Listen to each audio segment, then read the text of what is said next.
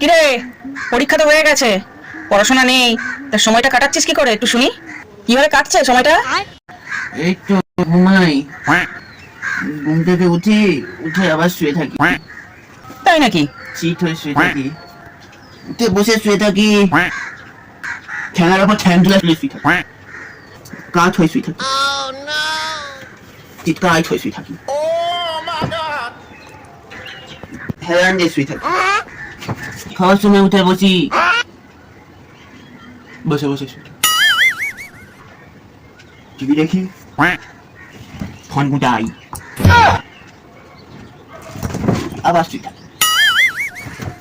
যাকে বলে হাড় ভাঙা বিশ্বাস।